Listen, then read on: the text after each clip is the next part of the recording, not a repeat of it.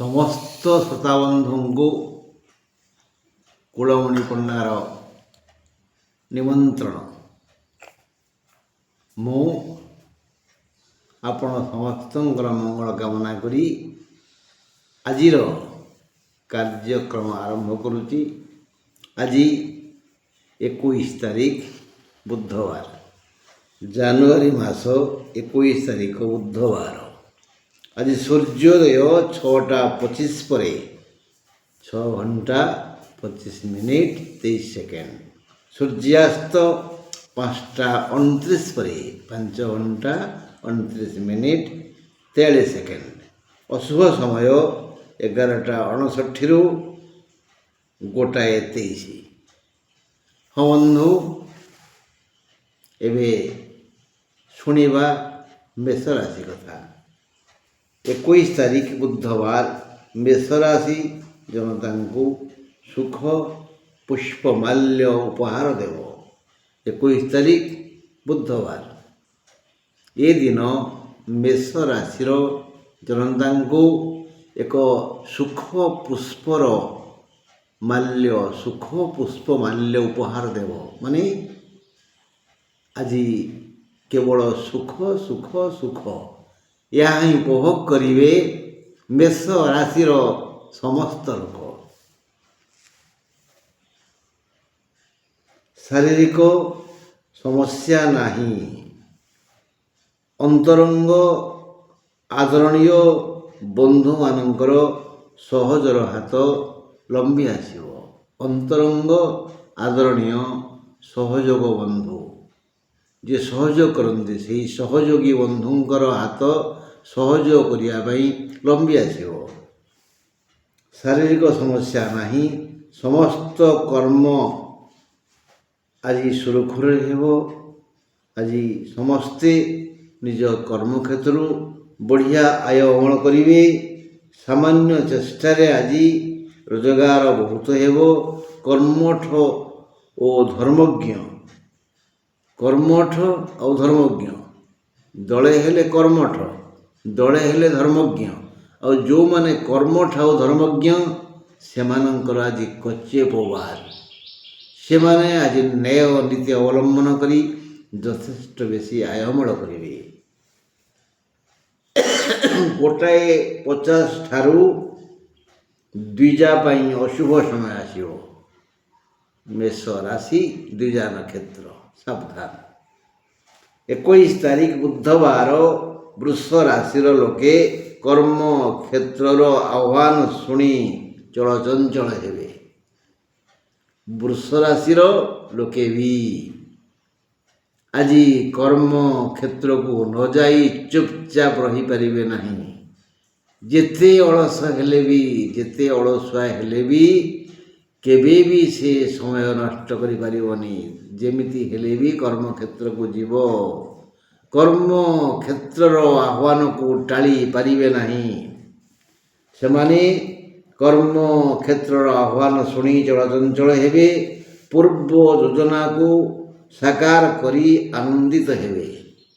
ସେମାନେ ଯିଏ ଯେଉଁ ଯୋଜନା କରିଛନ୍ତି, ଯେଉଁ ସ୍ୱପ୍ନ ଦେଖିଛନ୍ତି, ତାହା ଆଜି ସାକାର ହେବ, ଫଳବତୀ ହେବ। କର୍ମ ଭୂମିରୁ ଏହି ମାନଙ୍କୁ ଧନ, ସମ୍ମାନ, ସ୍ନେହ, ଆଦର, ପ୍ରୀତି ଓ ଆନନ୍ଦ ମିଳିବ। କିନ୍ତୁ ଲୋକଙ୍କ ସହ ଆଜି ଆତ୍ମୀୟତା ବହୁତ ବଢ଼ିଯିବ।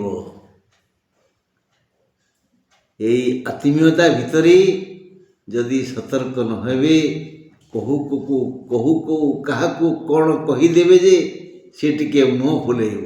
ଆଜି ବହୁ ଲୋକଙ୍କ ସହିତ ଆତ୍ମୀୟତା ହେବ। ଦେହ ସୁସ୍ଥ ରହିବ। ପଠନ, ଭୋଜନ, ଶୟନ, ଗମନ, ଦେବଦର୍ଶନ ପ୍ରଭୃତିରେ ଆଜି ଆନନ୍ଦିତ ହେବେ।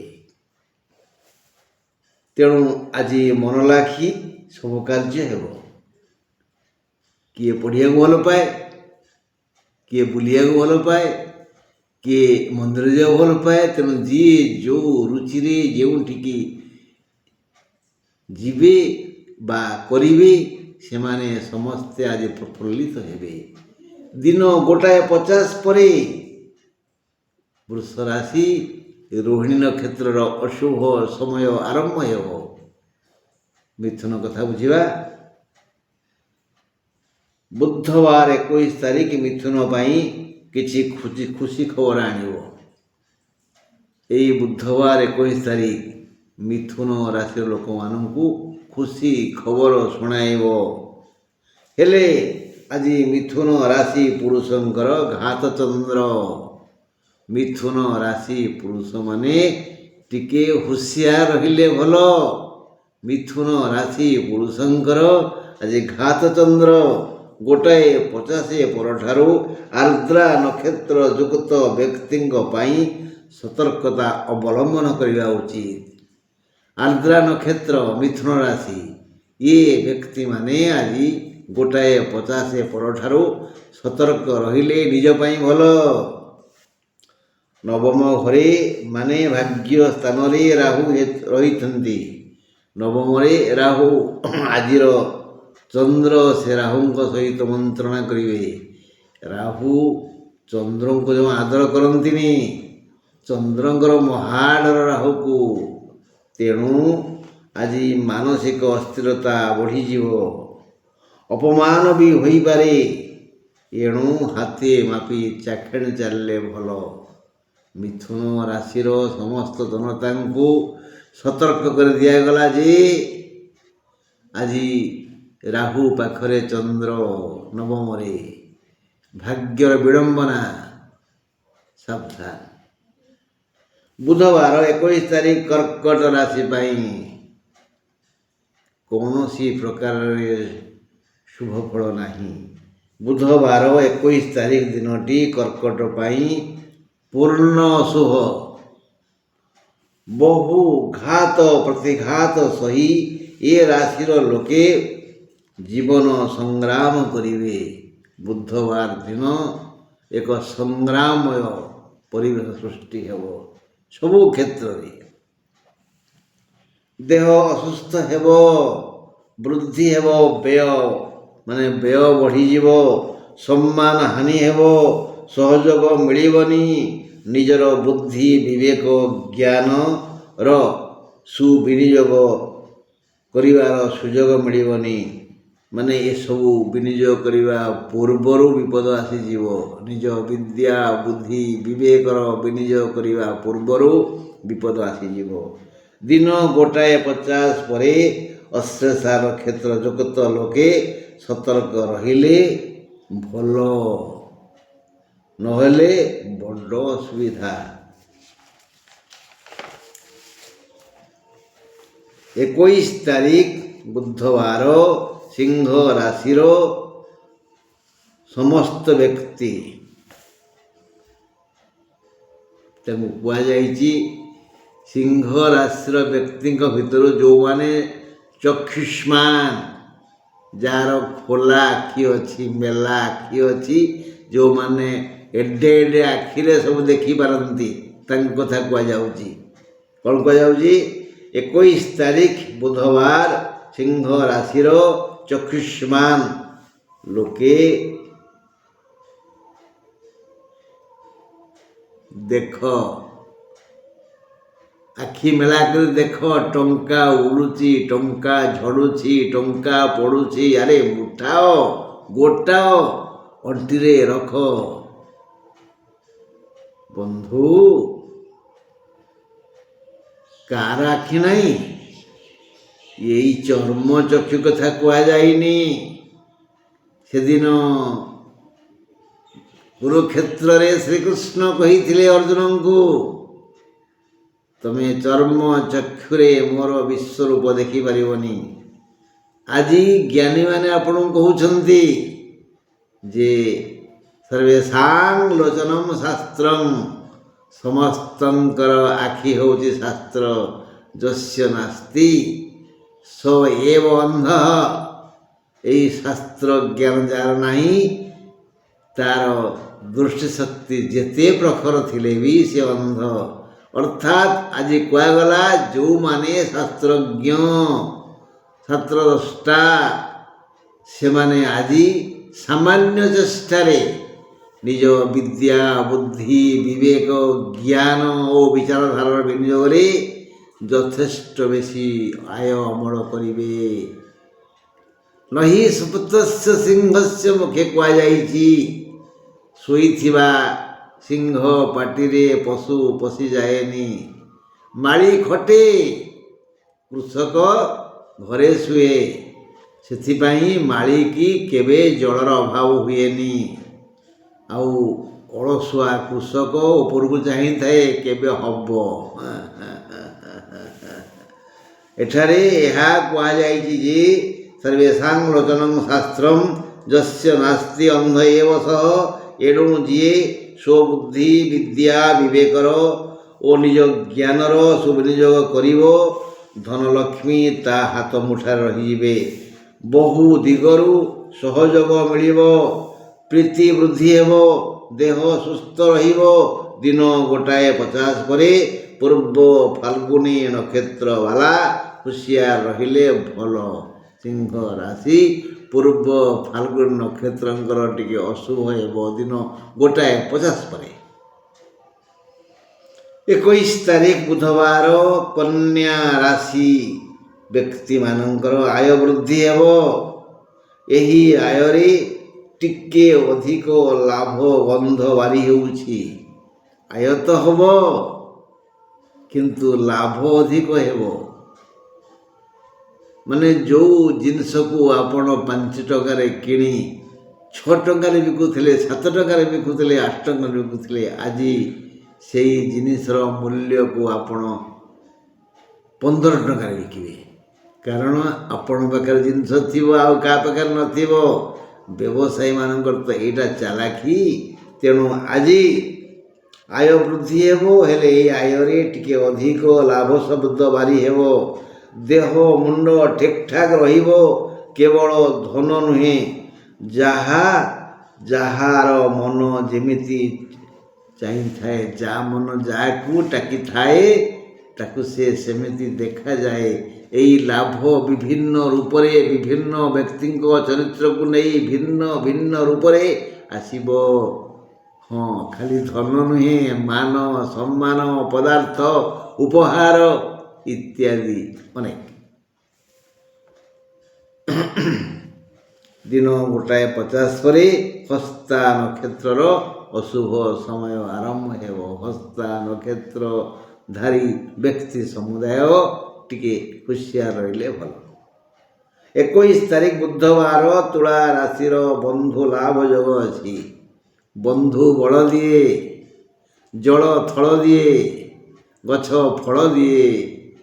ତେଣୁ ବନ୍ଧୁ ଭଳିଆ ବନ୍ଧୁ ଯାହାର ଅଛି ସେ ଭାଗ୍ୟବାନ। ଆଉ ଯେଉଁ ବନ୍ଧୁ ସ୍ୱାର୍ଥପର ପରଶ୍ରୀ କାତର, ସେଭଳି ଗୋଟିଏ ବନ୍ଧୁ ଥାଏ ଲାଭ କ'ଣ? ଗୋଟେ କଥା ନାହିଁ, ମୋ ଗୋଠରେ ଗୋଠେ ଗାଈ, ଚା ପିଇବାକୁ ଗୋରସ ନାହିଁ। ହଁ, ହେଲା ସେମିତିଆ ବନ୍ଧୁ ଥାଇ ଲାଭ କ'ଣ ଅଛି?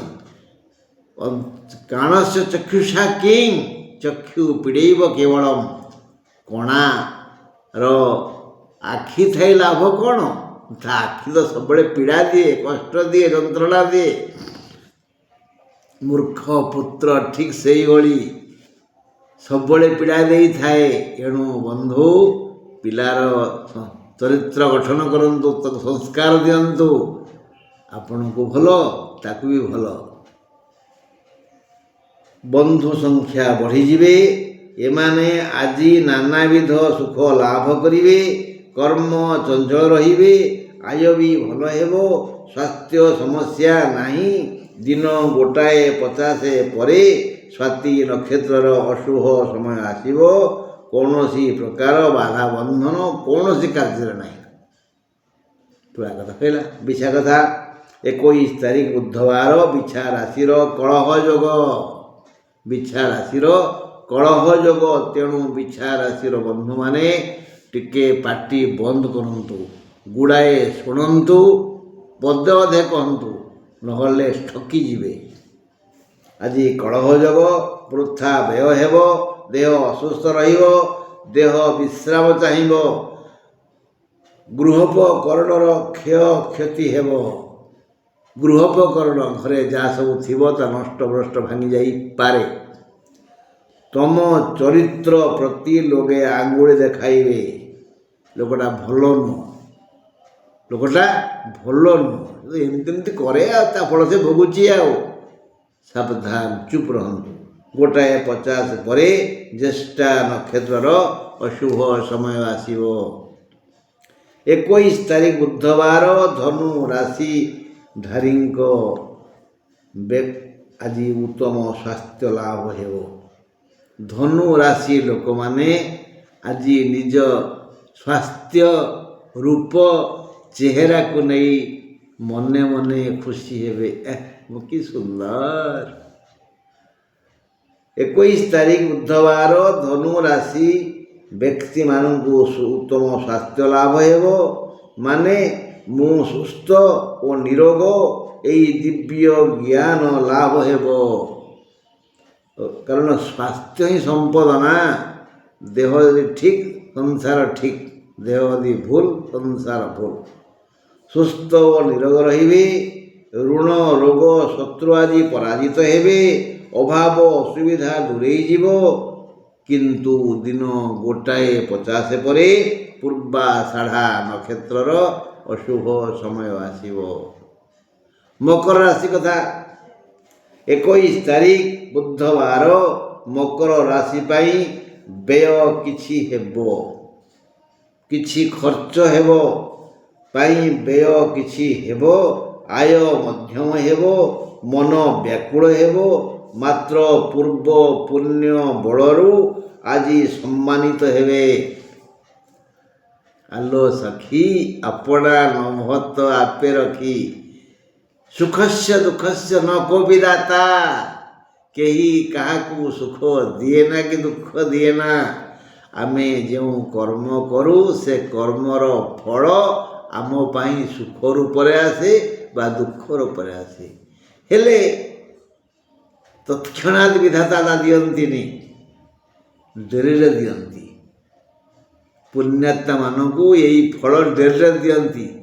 ପାପୀମାନଙ୍କୁ ଦୁଃଖ ଜମା ଦିଅନ୍ତିନି, ଅନ୍ୟମାନଙ୍କୁ ଦୁଃଖ ଦିଅନ୍ତିନି। ଆଉ ଦେଲାବେଳେ ଏମିତି ଦିଅନ୍ତି ଯେ ସେ ସେମିତି ମୁହଁ ମାଡ଼ି ମାଟି କାମୁଡ଼ି ପଡ଼ି ରହନ୍ତି। ଚିନ୍ତା କରନ୍ତୁ, ଆପଣ ପୁଣ୍ୟ କାର୍ଯ୍ୟ କରିବେ ନା ପାପ କାର୍ଯ୍ୟ କରିବେ? ପୂର୍ବ ପୁଣ୍ୟ ଫଳରୁ ଆଜି ସମ୍ମାନିତ ହେବେ। ଦେହ ସାମାନ୍ୟ ଅସୁସ୍ଥ ହେବ। ଧୈର୍ଯ୍ୟ ଧରିଲେ ସମସ୍ୟାର ସମାଧାନ ହେବ। ଦିନ 1:50 ପରେ ଶ୍ରବଣା ନକ୍ଷତ୍ରର ଆଜି ହାନି ହେବ, ଟିକେ ହୁସିଆର। 21 ତାରିଖ ବୁଧବାର କୁମ୍ଭ ରାଶି ପାଇଁ ଏକ ସୁଖକର ଦିନ। ଖାଲି ସୁଖ ସୁଖ ସୁଖ। କୌଣସି ବାଧା ବନ୍ଧନ ନାହିଁ। ବିବିଧ ସୁବିଧା ମିଳିବ। ଆୟ ଅମଳ ଭଲ ହେବ। ସୁଖ ସମୃଦ୍ଧି ବଢ଼ିବ। ଦେହ ଓ ମନ ଠିକ୍ଠାକ୍ ରହିବ। କର୍ମ କ୍ଷେତ୍ରରୁ କେବଳ କର୍ମଠ କର୍ମଚାରୀ ଜଣ ଯଥେଷ୍ଟ ବେଶୀ ଆୟ କରିବେ। କର୍ମଠ ପାଇଁ ଆଜି ସୁଯୋଗ। ଆଉ ଯିଏ ଅଳସୁଆ ତାକୁ ମିଳିବ ଯେ, ହେଲେ ଢୋକେ ପି ଦଣ୍ଡେ ଜି। ଢୋକେ ପି ଦଣ୍ଡେ ଜି। ଆଉ ରଖନା କାଲି ପାଇଁକି, ଅଳସୁଆଙ୍କ ପାଇଁ। କିନ୍ତୁ କର୍ମଠ ପାଇଁ ଯଥେଷ୍ଟ ବେଶୀ ଆସିବ। ଦିନ 1:50 ପରେ ଶତଭିଷା ନକ୍ଷତ୍ରଧାରୀ ବ୍ୟକ୍ତିଙ୍କ ପାଇଁ ଅଶୁଭ ସମୟ ଆସିବ। ସାବଧାନ। ମୀନ ରାଶି। 21 ତାରିଖ ବୁଧବାର ମୀନ ରାଶିଧାରୀ ବ୍ୟକ୍ତିମାନଙ୍କ ପାଇଁ ଶୁଭକର ଦିନ ନୁହେଁ। ବ୍ୟୟ ବଢ଼ିଯିବ। ଅସୁସ୍ଥ ହେବେ। ଦେହ କାର୍ଯ୍ୟକ୍ଷମ ନ ହୋଇ ବିଶ୍ରାମ ଖୋଜିବ। ଆୟ ଅମଳରେ ବାଧା ଆସିବ। ବିବିଧ ସମସ୍ୟା ମୁଣ୍ଡ ଟେକିବ। ସତ୍ପାତ୍ରରେ ଦାନ କଲେ ସମସ୍ତ ସମସ୍ୟାର ସମାଧାନ ହେବ। ଦିନ 1:50 ପରେ ରେବତୀ ନକ୍ଷତ୍ରର ଶୁଭ। ମୀନ ରାଶି ପାଇଁ ଆଜି କୌଣସି ଗ୍ରହ ସହଯୋଗ କରିବେ ନାହିଁ। ସେଠାରେ ଶନିଙ୍କ ସହିତ ଚନ୍ଦ୍ରଙ୍କର ବୁଝାବଣା ହେଇପାରିବନି।